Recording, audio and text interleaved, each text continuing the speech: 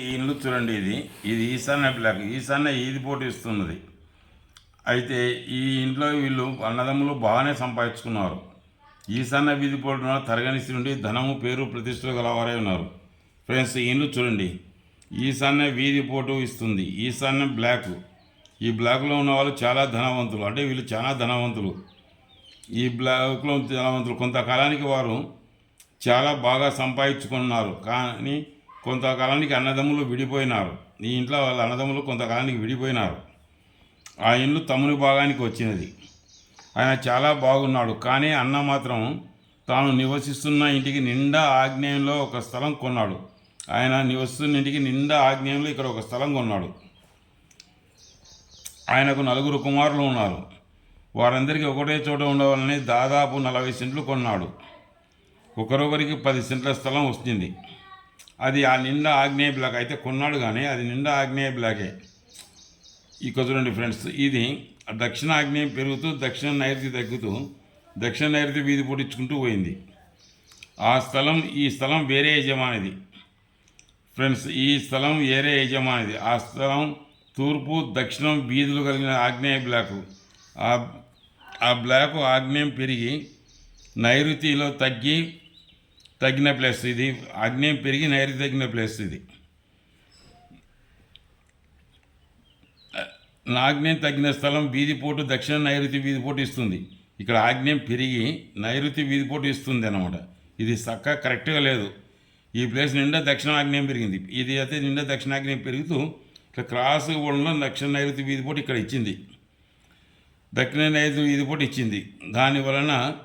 దాని ఫలితం ఆ యజమాని 2వ కుమారుడు చీర కట్టినాడు. ఆయన కుమార్తె భర్తను వదిలి ఇంటికి వచ్చినది. చాలా ఇబ్బంది పడి స్థిర చిరాస్తులు కోల్పోయి ఆ స్థలాన్ని అమ్మి వేసినాడు. ఆ స్థలాన్ని కొన్న యజమాని 2 ఇండ్లు నైరుతిలో వేసినాడు. పెరిగిన ఆగ్నేయాన్ని విడదీయలేదు. ఇక్కడ 2 ఇండ్లు అయితే కట్టినాడు, కానీ ఈ పెరిగిన ఆగ్నేయాన్ని విడదీయలేదు. ఆయన విడదీయకుండా దక్షిణ నైరుతిలో 5 అడుగులు ఖాళీ స్థలం వదిలి దక్షిణాగ్నేయంలో 20 అడుగుల ఖాళీ స్థలం ఉంది. తూర్పు సింహద్వారం ఏర్పరిచి 2 ఇండ్లు కట్టినాడు. ఇప్పుడు ఇక్కడ 5 అడుగులు ఖాళీ స్థలం విడిచినాడు. ఇక్కడ 20 అడుగులు ఖాళీ స్థలం విడిచి తూర్పు సింహద్వారాలు చేసి 2 ఇండ్లు కట్టినాడు. ఇక్కడ ఒక ఇండ్లు, ఇక్కడ ఇదో కొడుకుని.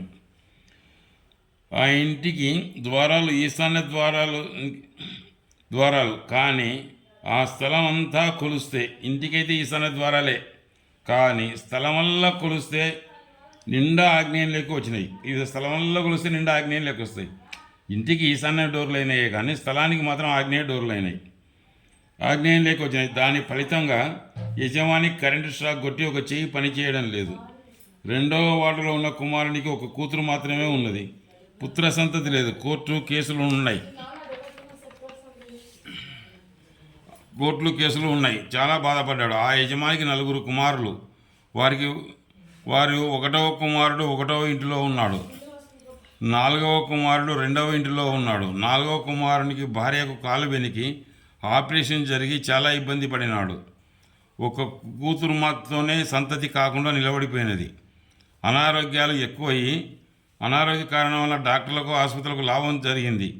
అప్పుడు నన్ను పిలిపించి అడుగగా ఈ క్రింద కనపరిచినట్టు చేసుకోండి అని చెప్పి వచ్చినాను.